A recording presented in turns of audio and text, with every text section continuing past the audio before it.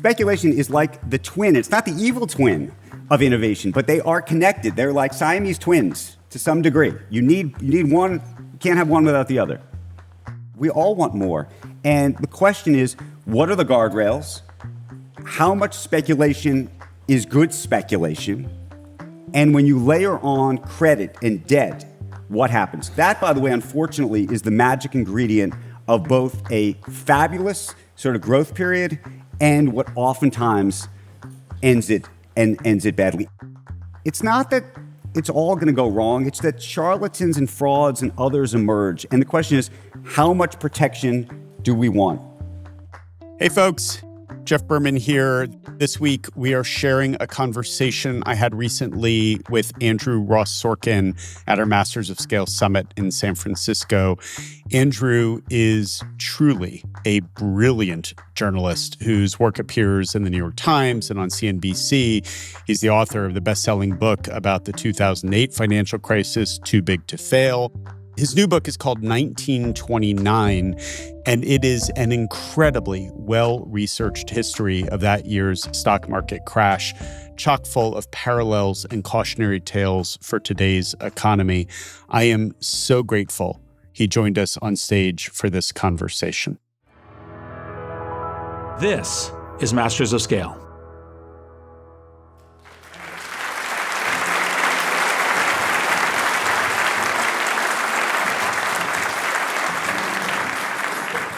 So Andrew and I were standing backstage as Reed and Feifei were finishing up, and Andrew shared that he had an interview where the person you were sitting across from said, throw him as hard as you can. I was sitting in the back of the stage, and a billionaire who you all know looked at me and said, throw it as hard as you can. And I looked at him and thought, what is he doing? Is this some way to screw with me? Like, to get me off my game? I didn't really know what was happening. We do the interview. I try to throw a couple balls as hard as I can. Though I, by the way, prefer a tennis rally. I mean, I always think we all like to watch the ball go back and forth. You want to see whether they can run and get the ball and hit it back. But anyway, we're backstage afterwards, and I look at him and I go, why did you say that? Because most people say, take it easy on me. Don't ask a hard question. I don't want, And he looked at me and he said, because if you throw it underhand, both of us lose. And I thought it was the smartest thing. And everyone here loses. Everybody here loses. I threw out my opener. Based on your scholarship, based on the research you've done about the 1920s, what led up to the crash, what created the crash, are we heading for a stock market crash in the second Great Depression? You asked, it's my slice. Okay, so the truth is, we are right now, there is no question, and I will say when I started working on this, I did not intend to write a book that mirrored or paralleled today. There is no question to me now, and I hate to say this, that we are directionally in a bubble of some sort. When it's going to pop, you just talked about AI, it's a huge, amazing force in our economy. I'm excited about it. But along the way, something bad is going to happen. And I think that there's a bunch of forces at play right now that will probably set us up for a massive hiccup. Now, will that hiccup look like 1929? Will it look like 1999? Will it look like 2008? I don't know. But I do think that there are a number of parallels today, which we can get into, that suggest something is not right. Okay, so let's lay the foundation for it then. Let's go. Take us back to the late 1920s. What are you seeing? And by the way, the book is extraordinarily researched. It is, especially the second half, an absolute page turner. You are going to love this book and get a ton out of it. But take us back to the 1920s. What is happening that mirrors today, where history might not just be rhyming, but repeating? Okay, so here's the thing, and I didn't know any of this really before I began this book. I think I knew that something very bad happened in 1929, but I figured I needed to understand who the people were and what they were saying and what was really happening. So the first thing to know about the 1920s was it was this remarkable period of technological advancement, actually somewhat similar in a sort of AI-ish way to now, but in the context of radio, telecommunications. By the way, the hot stock back then was RCA. Ticker symbol was radio. It was like the meme stock would have been like NVIDIA, basically. And it was also a period of time where people took on debt for the first time in America, ever.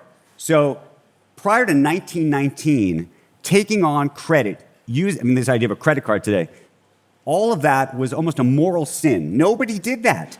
And it wasn't until General Motors came along and said, we got to sell more cars. How are we going to do that? We're going to start lending people money. And people started to do it. And then Sears Roebuck said, oh my goodness, they're doing that. We can offer credit as well for people with appliances. And then a guy named Charlie Mitchell, Sunshine Charlie, ran a bank called National City, turned into Citigroup, came up with this idea, we're going to start lending people money so they can buy stocks. And brokerage houses across the country started to emerge on the corners of streets the way you see Starbucks today. And you could literally walk in to one of these brokerages, put down $1, and they would lend you $10. And for a very nice stretch of time, it was like free money. In 1928, the stock market was up 48%. Between the beginning of 1928 and September of 1929, the stock market was up 90%. And so if you were completely and utterly leveraged, it was this unbelievable thing. And all of this was done under the umbrella, this idea that they were going to democratize finance. We're hearing that in other places. You're hearing that a lot. Yeah. And it was this idea that, the elites had gotten their fair share, but now we got to give everybody else the opportunity at the lottery ticket.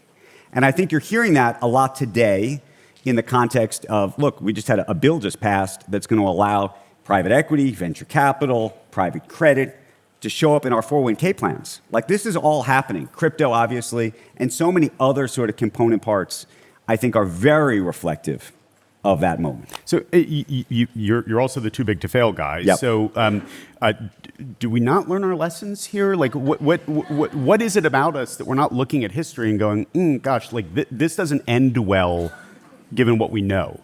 Look, the human condition is that we all want more.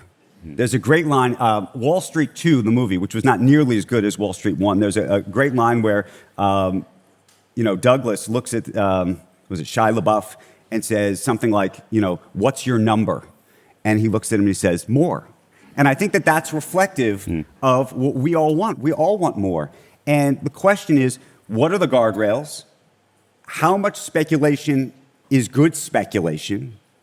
And when you layer on credit and debt, what happens? That, by the way, unfortunately, is the magic ingredient of both a fabulous sort of growth period and what oftentimes ends it badly. It's the accelerant. It's the match that lights the fire. You could have all the bad actors on stage doing all the bad things you could possibly imagine, but that is the thing that sets you back. In 1929, it was margin loans. People were buying stock, and they just had way too much debt.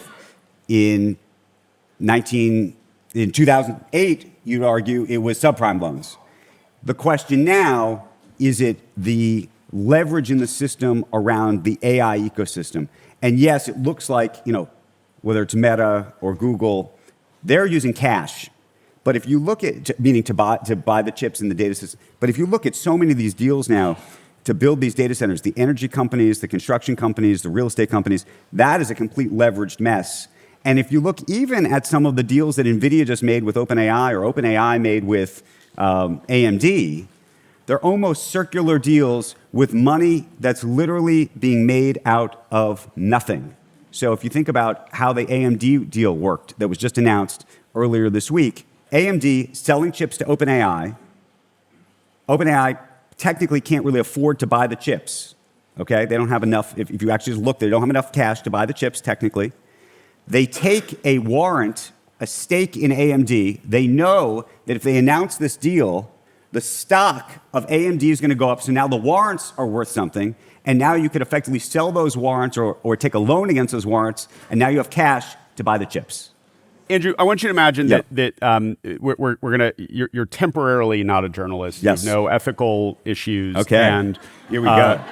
No ethical issues. No ethical issues when the Treasury Secretary and Commerce Secretary and perhaps the President call you up Yep. and say, boy, you seem to know a lot about this.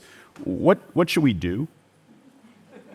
Well, I think that the answer is, and this is, you want some semblance of speculation in the market. So I just want to say straight up, here we are in one of the greatest cities in the country, and it's a city that's about innovation. And no innovation has ever happened without some form of speculation. Speculation is like the twin. It's not the evil twin of innovation, but they are connected. They're like Siamese twins to some degree. You need one. You can't have one without the other. Elon Musk would not exist. SpaceX would not exist. Tesla would not exist without somebody deciding to speculate on something that seemed completely and utterly crazy. So you want that. However, you don't want it to go too far. So my anxiety today is about a lot of the things that we're doing to take the guardrails off. So there's a move afoot you've probably read about. The president's announced plans, doesn't believe that public corporations, for example, should have to have quarterly earnings declared. Wants to do it twice a year. More transparency to me is better, typically. That's probably not the best idea. I'd say, Mr. President, this is not going to help the situation. We could argue we do need companies to think on longer horizons 100%. than quarter to quarter, right? 100%. And I get the argument. If you're a CEO, you don't want to waste the time, you don't want to waste the money, you don't want to waste the energy. But one of the things that has kept us from going totally over the edge, and by the way, there was no SEC in 1929. None of these rules existed in 1929. That's why one of the reasons I think we had the deepest recession, if you will, or depression we've ever had. And so the argument I would make is you have to keep some of those guardrails around. One of the things we're doing right now is we're saying, okay, we want the public to have access to private investments. Well, private investments are great, and it's true. If you had access to shares of Uber or shares of Facebook before they went public, you would have made a fortune. The conundrum is that there's not the same kind of disclosures that are required with those private companies. And if you look at most venture capital firms right now, I would argue to you there's some like Mark to Bake Believe situation that goes on every day when you get the numbers, because it's not a real market yet. Yep. And it's not that it's all going to go wrong. It's that charlatans and frauds and others emerge. And the question is, how much protection do we want? Now, it's interesting. Some people say to me, Andrew, don't protect me. And by the way, if you're trying to protect me, what you're really doing is you're protecting the man. I mean, like, that's the argument. You're protecting the man because I want a shot. For years, we had something called an accredited investor rule. You had to have $1 million to invest in some of these things because the argument was we didn't want people who couldn't afford to lose. Is that the right argument? I don't know. But I think we have to start thinking about this and talking about it because this is not the conversation that's happening in America right now. So the one of the other things that's happening in our economy is, I think, unprecedented in American history. We are seeing companies kicking a share of profits to the federal government outside of the normal tax code. We are seeing the federal government take stakes in companies. You did a recent long piece on this and an episode of The Daily talking about this. How do you think about, whether you want to call it state capitalism or some other phrase, how do you think about what's happening on that front, particularly as we look at the broader economy? I want to come to specific companies in a minute. So I don't think it's unprecedented because it happens in Russia and China every day. It's unprecedented here. And I'm surprised that more people are not raising their hand and saying, hello, what's happening here? This is a little crazy. I think that in the short term, maybe it's not a problem. In the long term, the idea of a free market and the capitalism I think we've all enjoyed, having the government, I think, pick winners and losers, this idea of industrial policy. Nobody's doing these deals genuinely because they want to. They're doing these deals because they're being coerced into doing them. Let's just call a spade a spade. That is what is happening. And I don't know what that portends longer term in this country. Now, by the way, the flip side is China's been doing this for a very long time. And by the way, it's been working for them. Most of the time in our country, when we've tried things like this, it hasn't worked.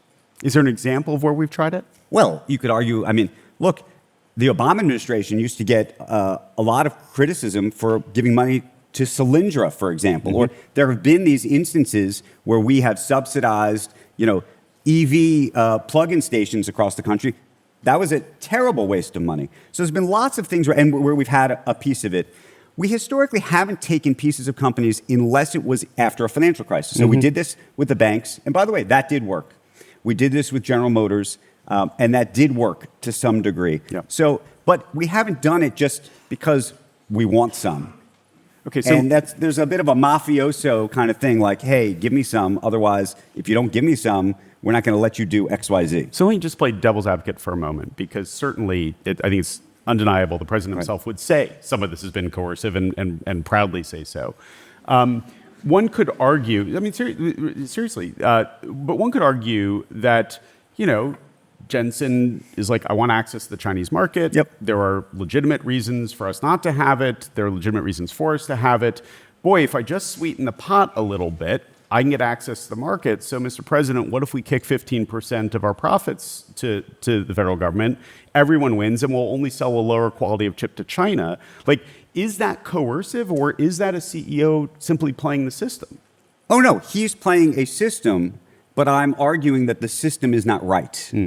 And what I'm suggesting is, if we have a national security concern, we should make the decision based on that, not because we're getting paid off as the taxpayer to do something that we would otherwise not do. That to me is the fundamental question here about all of these transactions.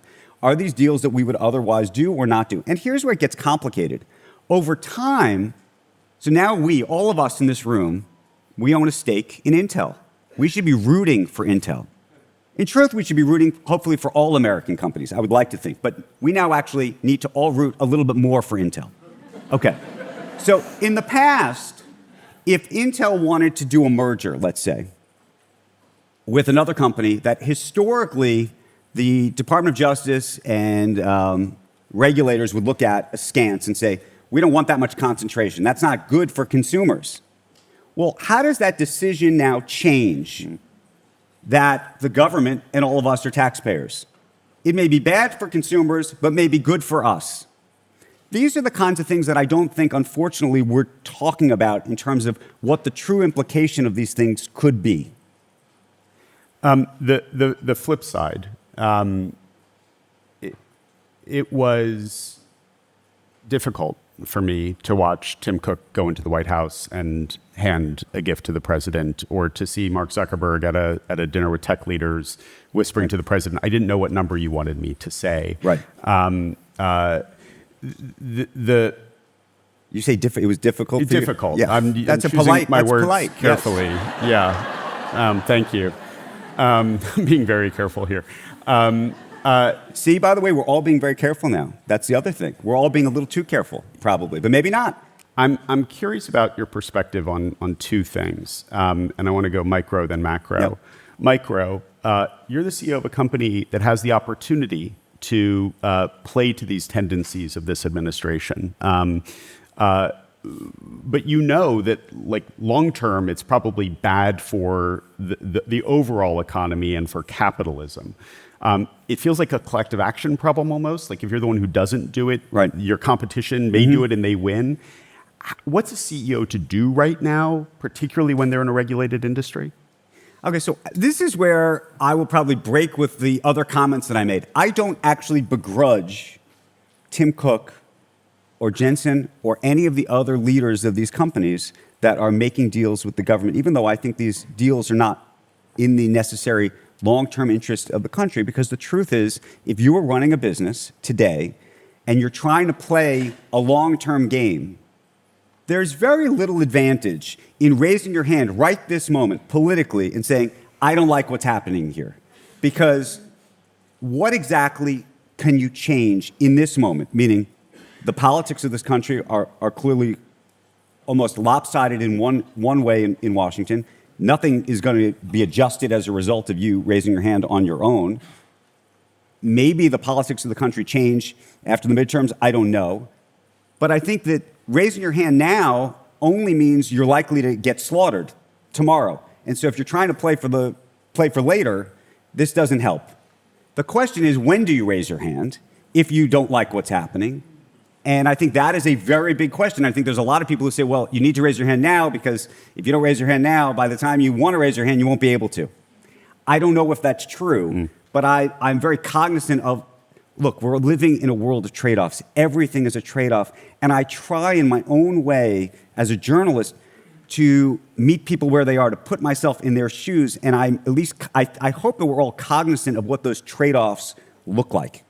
You referenced Russia and China. I want to reference Hungary. Okay. Because it is a softer form of autocracy, effectively. But Viktor Orban has picked his winners. Yep. And the winners do very well, and their competition gets eliminated or swallowed up by the winners.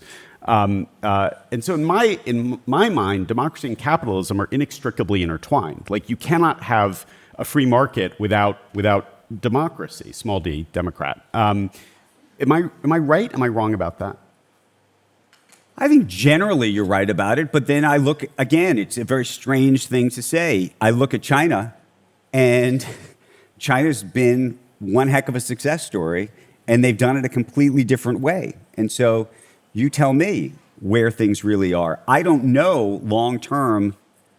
And by the way, AI could change all of this. That's the other piece of this that I just don't know. Are we on the cusp of something that's so revolutionary that it upends even the way we think about capitalism and free markets? Yeah.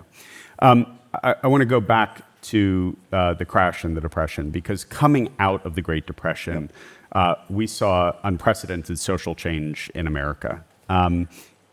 When you look at the history and you look at today, what gives you optimism about the next phase of this future that we're going to be building?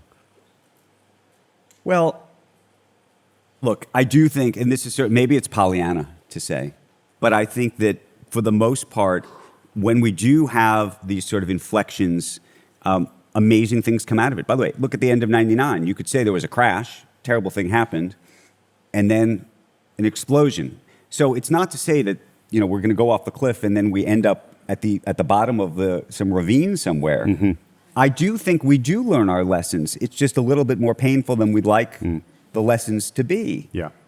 That's really where I land, and I'm optimistic that we as a collective have found ways almost invariably.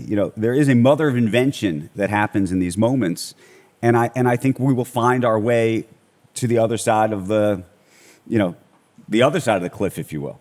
Other side of the chasm. Hopefully, we'll get over it. Yeah. I want to close on this. Yeah.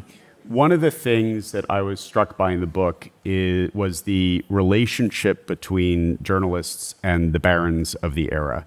And so, putting your journalist hat back on, how's journalism doing covering what's happening? That's my slice backhand. Yeah. Look, I actually think right now that journalism is doing a pretty good job. I do. And I would say journalism, capital J, but big tent. I think we now know more than we've ever known before. I really do believe that. I know that everybody thinks that journalism and legacy journalism is dying. And maybe it is. I don't think that's true, but I think we now have more inputs than we've ever had before in real time. I think it's more complicated. I think the other component thing that's a component part of journalism and our society that's shifted is that everybody in this room has become their own journalist. This is actually, to me, the biggest shift that's taken place over the last decade or two, which is to say, 20 years ago, we all went to one or two or three different media sources, and that was our diet of how we learned about what was going on. And I think we believed what we were reading.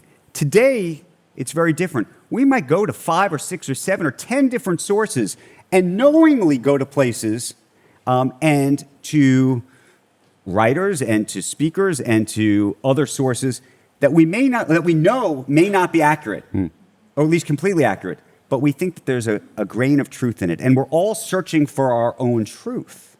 Now, that's a complicated situation, and so I think that there's journalism which is trying to get at truth, but then there's a public that has almost shifted the way it thinks about that truth. And I think that ultimately right now is the greatest challenge that at least what I've done historically professionally faces. The book is 1929. Thank you. Thanks again to Andrew Ross Sorkin for joining us. Again, the book is 1929, and it's available everywhere you find books. Make sure you check out Masters of Scale on YouTube to watch more videos from our fantastic speakers and really riveting conversations at our summit.